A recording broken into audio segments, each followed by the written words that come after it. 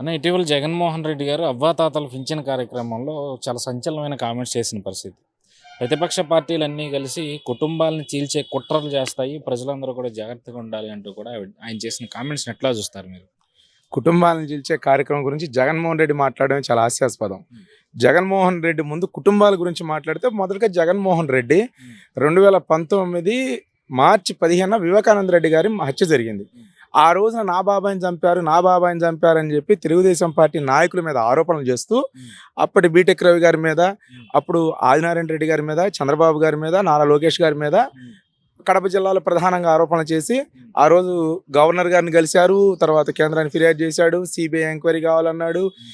CBI enquiry వచ్చి హ్మ్. నిజమైన దోషుల్ని శిక్షించాలని చెప్పేసి హ్మ్. చాలా కామెంట్లు మాట్లాడాడు. హ్మ్. ఈ రోజున 2024లోకి వచ్చాం. ఇంకొక 2 నెలల్లో మార్చి 15 ఆయన చనిపోయి 5 ఏళ్ళు అవుతుంది. హ్మ్. నిజంగా మీ బాబాయ్ మీద అంత ప్రేమ ఉంటే, మీ బాబాయ్ హత్యలో నీ ప్రమేయం లేదని, హ్మ్. నీకు తెలిసి జరగలేదని, నీకు ప్రమేయం లేదని తిరుమల తిరుపతి వెంకటేశ్వర స్వామి దేవస్థానంలో కానీ, కాణిపాకం వినాయకుడి దగ్గర కానీ నువ్వు పట్టుకొని తిరిగే బైబిల్ మీద యేసు ప్రభు ఏదైతే చర్చిలో కానీ ప్రమాణం చేసి చెప్పగలవా జగన్మోహన్ రెడ్డి? ఆ పిల్ల ఎవరైతే సునీత గారు ఉన్నారో చాలా స్పష్టంగా చెప్తున్నారు. ఆయన తండ్రి వివేకానంద రెడ్డి గారిని చంపింది మీ కుటుంబంలో వ్యక్తులే అని చెప్పి అవినాష్ రెడ్డి గారని. ఇకపోతే ఇంకొకటి, కుటుంబాల్లో చీలికల గురించి ఈరోజు మాట్లాడుతున్నాడు. 2004 నీ తండ్రి వైఎస్ రాజశేఖర రెడ్డి ఆనాడు దగ్గుపాటి ఎన్టీ రామారావు గారి కూతురు దగ్గుపాటి పురంధేశ్వరి గారిని, ఎన్టీ రామారావు అల్లుడు దగ్గుపాటి వెంకటేశ్వరరావు గారిని వీళ్ళిద్దరిని కాంగ్రెస్ పార్టీలో తీసుకెళ్లి బాపట్ల ఎంపీ, అలాగే పర్చూరు ఎమ్మెల్యే టికెట్ ఇప్పించడానికి నీ తండ్రి ఏం ప్రయత్నం చేశాడు? ఆ రోజు నీ తండ్రి హస్తం లేదా? కుటుంబాల చీలికలో మీ తండ్రి పాపం లేదా? ఇక నువ్వు పోతే ముఖ్యమంత్రి అయిన తర్వాత 2019లో నువ్వు ముఖ్యమంత్రి అయిన తర్వాత సాక్షాత్తు జగన్మోహన్ రెడ్డి సింహాచలం దేవస్థానం మాన్సాస్ ట్రస్ట్ కింద అశోక్ గజపతి రాజు గారి కుటుంబాలు వాళ్ళ దేవస్థానం, అలాగే పిల్లల చదువుల కోసం కాలేజీలు, స్కూళ్ళు, వాళ్ళ వేల ఎకరాల ఆస్తులు ప్రజలకి సేవ చేసే కార్యక్రమంలో వాళ్ళు వేల ఎకరాల ఆస్తులు దానం చేసి చదువుతూ ఉంటే ఆ ఆస్తులను దోచుకోవడానికి అసలు ఆ కుటుంబంతో సంబంధం లేకుండా ఆనంద్ గజపతి రాజు గారి కూతురు ఆయన ఆ కుటుంబం మొదటి సంతానం ఆవిడ వదిలేసిన తర్వాత ఆవిడ నార్త్లో వెళ్ళి ఎవరినో వాళ్ళు పెళ్లి చేసుకుని ఉంటూ వాళ్ళమ్మ ఆ అమ్మాయి సంచయిత గజపతి రాజు అనే ఒక అమ్మాయిని తీసుకొచ్చి సంబంధం లేని కుటుంబానికి, అసలు ఆ కుటుంబానికి సంబంధం లేని వ్యక్తిని తీసుకొచ్చేసి వాళ్ళు ఎప్పుడో విడిపోయి ఉంటే ఆ కుటుంబాన్ని ఆ సంబంధం లేని కుటుంబం తీసుకొచ్చి ఆస్తులు దోచుకోవడానికి కుటుంబాలు చీలికలు పెట్టింది నువ్వు కాదా జగన్మోహన్ రెడ్డి? అయ్యన్న పాత్ర గారు నర్సీపట్నంలో ఆయన తమ్ముడిని నువ్వు ముఖ్యమంత్రి అయిన తర్వాత వాళ్ళ కుటుంబంలో చీలిక పెట్టి వాళ్ళ తమ్ముడికి ఏదో పదవులు ఇస్తాం, వర్కులు ఇస్తామని చెప్పి తీసుకెళ్ళి వాళ్ళ ఏదో ఆశ కల్పించి కండవా కప్పి ఆ కుటుంబాల్లో చీలిక తెచ్చింది నువ్వు కాదా? ఇకపోతే కృష్ణా జిల్లాలో దేవినేని ఉమామహేశ్వరరావు గారు, ఉమ్మడి కృష్ణా జిల్లాలో ఎన్టీఆర్ జిల్లాలో వాళ్ళ తమ్ముడు దేవినేని చంద్రశేఖర్ గారిని ఎమ్మెల్యేనో ఎమ్మెల్సీనో చేస్తానని చెప్పి హామీ ఇచ్చి తీసుకెళ్ళింది నువ్వు కాదా? ఆ కుటుంబాలు చీలికలు పెట్టలేదా?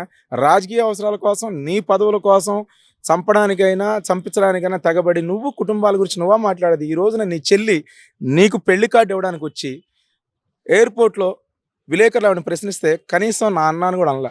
ఆవిడేం చెప్పింది? జగన్మోహన్ రెడ్డి గారికి కార్డు ఇవ్వడానికి వచ్చానంది. నా అన్న అని చెప్పుకోలే. ఆ దౌర్భాగ్యం నీది. నువ్వు జైల్లో ఉన్నప్పుడు ఆ అమ్మాయి షర్మిల గారు నీ కోసం పాదయాత్ర చేసింది. ఆ తర్వాత 2014, 19 కాలంలో నీ కోసం ఎన్నికల ప్రచారాలు కూడా చేసింది. ఆ అమ్మాయితో చాలా అవసరాలు వాడుకున్నావు. అవసరం తీరిన తర్వాత గవర్నమెంట్ వచ్చి ముఖ్యమంత్రి అయిన తర్వాత ఆ అమ్మాయితోనే ఒక స్లోగన్ చెప్పించావు 19 ఎలక్షన్లో, బై బై బాబు గారు అని చెప్పి బాబు గారిని బై బై అనిపించావు. ఆ తర్వాత నువ్వు ముఖ్యమంత్రి అయిన తర్వాత ఆ అమ్మాయిని నీ ఇంటి నుంచి గెట్అవుట్ అన్నావు. నువ్వు గెట్అవుట్ అంటే ఆంధ్ర నుంచి ఆమె తెలంగాణలో పడింది.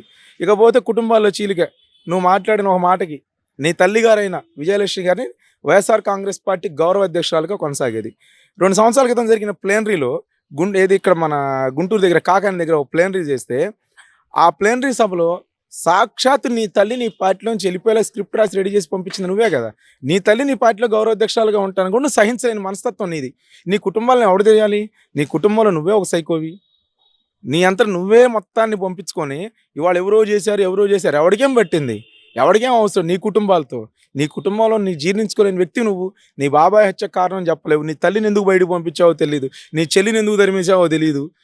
నీ ఆస్తుల పంపకాల కోసం నీ కుటుంబంలో సమస్యలకి మీలో సమస్యలు వచ్చి మీరు తగాదాలు ఆడుకొని ఇవాళ ప్రతిపక్షాల మీద పడి ఎడుతావు. నీ దౌర్భాగ్యం జగన్మోహన్ రెడ్డి, నీలాంటి వాడు ఈ రాష్ట్రంలో ముఖ్యమంత్రి అవటం. సో ఇప్పుడు ఇదంతా ఒక ఎత్తు అయితే, ఇప్పుడు రాష్ట్ర రాజకీయం అంతా కూడా షర్మిల చుట్టూ తిరుగుతున్న పరిస్థితి. కాంగ్రెస్ కండవా కప్పుకున్నారు.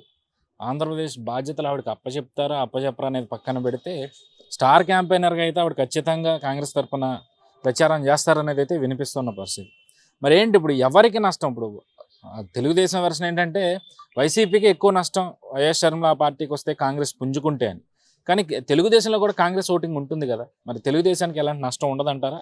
తెలుగుదేశం పార్టీకి ఎలాంటి నష్టం లేదు. ఎందుకంటే ఈ రాష్ట్రంలో ప్రధానంగా ఆంధ్ర తెలంగాణ విడిపోక ముందు ఈ రాష్ట్రంలో రెండు పార్టీలు, ఒకటి కాంగ్రెస్, రెండు తెలుగుదేశం. ఈ రెండు పార్టీలు ప్రధాన పార్టీలుగా ఉండేవి. ఎవరైనా అధికారం ఉంటే తెలుగుదేశం ప్రతిపక్షం, తెలుగుదేశం అధికారం ఉంటే కాంగ్రెస్ ప్రతిపక్షం. అటువంటి ఆంధ్ర తెలంగాణ విడిపోయిన తర్వాత కాంగ్రెస్కి ఇబ్బంది వచ్చింది.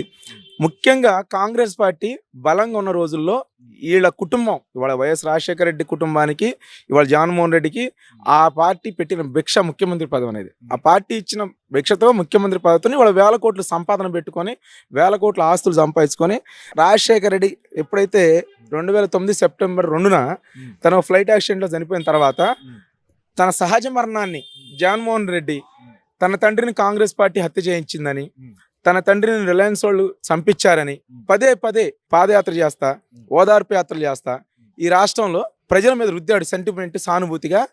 గతంలో ఈ మాటలు నమ్మి కూడా అప్పట్లో కాంగ్రెస్ అభిమానులు రిలయన్స్ సంస్థల మీద దాడులు కూడా చేశారు.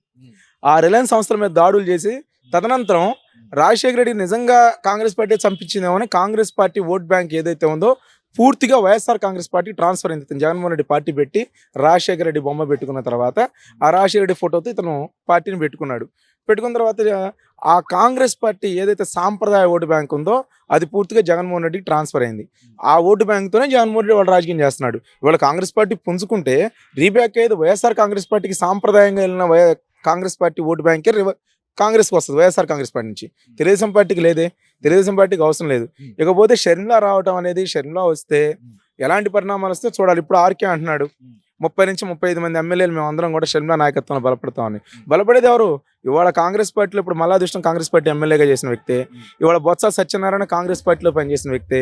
వీళ్ళే కదా రేపు పోయేది. తెలుగుదేశం పార్టీ వాళ్ళు ఎవరో కాంగ్రెస్ నుంచి మహా అయితే 2-3 వచ్చుంటారు, జేసీ దివాకర్ రెడ్డి గారు, ఎరాస్ ప్రతాప్ రెడ్డి ఇలాంటి వాళ్ళు వచ్చుంటారు. కానీ మేజర్గా Congress party cadre, Congress party leader YSR Congress party. అంతవరకే నష్టం అయితే కాంగ్రెస్ పార్టీకే. ఈ రోజున జగన్మోహన్ రెడ్డి ఈ 5 ఏళ్ల పరిపాలనలో ఈ రాష్ట్రం అతలాకుతలం అయిపోయింది. జగన్మోహన్ రెడ్డి భూగర్భ వలన కూకటవేళ్లతో సహా పెకిలించి తన ఆస్తుల కోసం, తన సంపాదన ధ్యేయంగా ముఖ్యమంత్రి పదవిని వాడుకున్నాడు. ఇక్కడ అభివృద్ధి లేదు, వ్యవస్థలని నాశనమేని. ఇవాళ అంగన్వాడీ వ్యవస్థ కావచ్చు, ఇవాళ ప్రభుత్వ ఉద్యోగులు కావచ్చు, టీచర్స్ కావచ్చు, మీ సేవా వాళ్ళు కావచ్చు, ఇవాళ ప్రైవేట్ స్కూల్స్, ఎయిడెడ్ స్కూల్స్ కావచ్చు. ఎయిడెడ్ స్కూల్స్ కూడా ఆ మధ్యకాలంలో ప్రైవేట్ స్కూల్స్, ఎయిడెడ్ స్కూల్స్ నడుస్తూ ఉంటే ఆ ఎయిడెడ్ స్కూల్స్ మొత్తం కూడా ఆస్తుల్ని గవర్నమెంట్కి విలీనం చేయమన్నాడు. ఎందుకు? ఆ ఆస్తులు తాకట్టు పెట్టుకొని సంపాదన అప్పులు తెచ్చుకోవడానికి. ఎప్పుడైతే ఆ దాతలందరూ వెనక్కి తిరిగారో ఆ వ్యవస్థను నాశనం చేశాడు. విద్యా వ్యవస్థ కావచ్చు, అన్ని వ్యవస్థలను భ్రష్టు పెట్టించాడు జగన్మోహన్ రెడ్డి.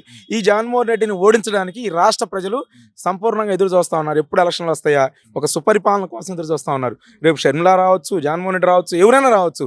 ప్రతిపక్షంగా ఎవరు వచ్చినా రేపు జరగబోయే ఎన్నికలు చంద్రబాబు నాయుడు గారి పరిపాలన కోసం, చంద్రబాబు నాయుడు గారి అభివృద్ధి కోసం, చంద్రబాబు నాయుడు గారి నాయకత్వంలో ఈ రాష్ట్రంలో యువతకి పెద్ద ఎత్తున ఉద్యోగాలు రావాలని, ఈ రాష్ట్రానికి గంజాయి మత్తు నుంచి విముక్త ఆంధ్రప్రదేశ్ కావాలని ఈ రాష్ట్ర ప్రజానికం ఎదురు చూస్తూ ఉంది.